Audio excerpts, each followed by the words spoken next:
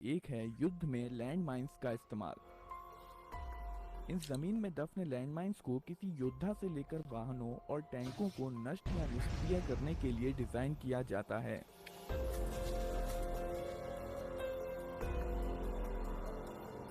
Land mine एक ऐसा विस्फोटक है जिसे सतह के नीचे छुपा दिया जाता है और जब कोई व्यक्ति या वाहन इसके ऊपर दबाव डालता है या इसके नजदीक से गुजरता है तो इसमें विस्फोट हो जाता है। दुश्मन को किसी स्ट्रेटेजिक एरिया तक पहुंचने से रोकने के लिए या उसकी गतिविधि को बाधित करने के लिए दुश्मन के रास्ते में कई सारे लैंड माइंस लगाए जाते हैं जिसे माइनफील्ड कहते हैं। अक्सर माइन विस्फोटक बल, छोटे छोटे नुकीले टुकड़े या जहरीली गैस छोड़कर किसी को क्षति पहुंचाता है। माइन के 350 से भी ज्यादा प्रकार हैं, पर फिर भी इन्हें दो श्रेणियों में बांटा जा सकता है, एंटी टैंक माइंस और एंटी पर्सनल माइंस। इन दोनों तरह की माइंस का काम करने का तरीका लगभग एक जैसा होता है, लेकिन आमतौर पर एंटी टैंक माइंस बड़े साइज के होते हैं और इनमें एंटी पर्सनल माइन के मुकाबले ज्यादा बारूद होता है। एंटी टैंक माइंस किसी टैंक या ट्रक को तबाह करने के साथ साथ इसके आसपास मौजूद लोगों को भी मौत के घाट उतारने में सक्षम होते हैं। इसके अलावा एक एंटी टैंक माइन में विस्फोट करने के लिए ज्यादा दबाव की जरूरत होती है। वहीं एंटी पर्सनल माइंस को खास तौर पर पैदल सैनिकों को किसी भौगोलिक क्षेत्र पर पहुंचने से रोकने के लिए इस्तेमाल किया जाता है। माइंस प्रेशर, ट्रिप वायर या रिमोट डिटोनेटर से एक्टिवेट हो जाते हैं और अपने टारगेट को तुरंत ही तबाह कर देते हैं। ज्यादातर माइंस में एक मेटल की बॉडी होती है जो विस्फोट होने पर छोटे छोटे घातक नुकीले टुकड़ों में फट जाती है। हालांकि कुछ माइंस में पहले से ही मेटल के टुकड़े और मेटल बॉल्स को डाल दिया जाता है। यह एक एंटी पर्सनल माइन M16 है, जो कि एक बाउंडिंग टाइप का माइन है। ये माइन दूसरे माइंस की तरह जमीन के नीचे नहीं फटता है, बल्कि फटने से पहले यह उछलकर हवा में लगभग 1 मीटर तक चला जाता है ताकि ज्यादा से ज्यादा इलाके को क्षतिग्रस्त किया जा सके।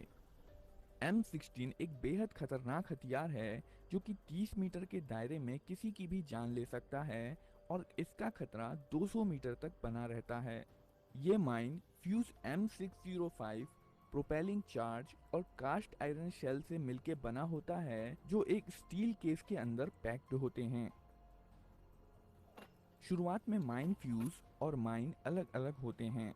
माइन को सेट करने से पहले फ्यूज को माइन में बने होल में कस दिया जाता है। फ्यूज के ऊपर 3 प्रेशर प्रॉन्ग्स होते हैं और इसके साइड में एक रिलीज पिन होती है। ये स्ट्राइकर है। स्ट्राइकर स्प्रिंग के दबाव में होता है और इसे रिलीज पिन की मदद से प्राइमर पर स्ट्राइक करने से रोका जाता है। रिलीज पिन स्प्रिंग के दबाव में स्ट्राइकर में बने खांचे में लगी रहती है और स्ट्राइकर को लॉक्ड पोजीशन में रखती है। फ्यूज तब काम करता है जब इन प्रॉन्ग्स पर पर्याप्त दबाव डाला जाता है या रिलीज पिन को बाहर की ओर खींचा जाता है। माइन को जमीन में खोदे गए गड्ढे में छुपा दिया जाता है। लैंड माइन को एक्टिवेट करने के लिए लॉकिंग सेफ्टी पिन और फिर पॉजिटिव सेफ्टी पिन को निकाल दिया जाता है। जब कोई तीनों में से किसी भी प्रॉन्ग पर कदम रखता है तो ट्रिगर, जो कि प्रेशर स्प्रिंग के दबाव में होता है, नीचे की ओर जाने लगता है। ट्रिगर का एक छोर, जो कि वेज शेप का होता है, रिलीज पिन को बाहर की ओर धकेल देता है, जिसके कारण स्ट्राइकर अनलॉक हो जाता है और इसलिए स्ट्राइकर स्प्रिंग के दबाव के कारण प्राइमर से जा टकराता है। प्राइमर में इम्पैक्ट सेंसिटिव विस्फोटक होता है जो झटका लगने पर जल जाता है और फ्यूज डिले चार्ज में इग्निशन शुरू कर देता है।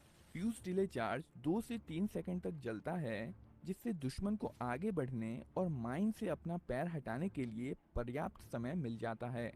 फ्यूज डिले चार्ज की चिंगारी से फ्यूज इग्नाइटर चार्ज जल जाता है और fuse igniter charge propelling charge को जला देता है।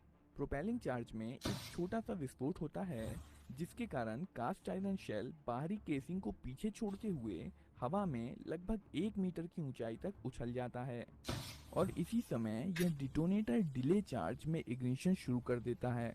जब कास्ट आयरन शेल लगभग 1 मीटर की ऊंचाई पर होता है, दोनों डिटोनेटर्स में एक छोटा धमाका होता है, जिसके कारण मेन चार्ज में आग लग जाती है।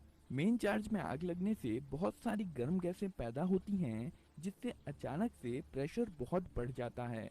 कास्ट आयरन शेल इस प्रेशर को सहन नहीं कर पाता है और अनेकों छोटे छोटे टुकड़ों में फट जाता है।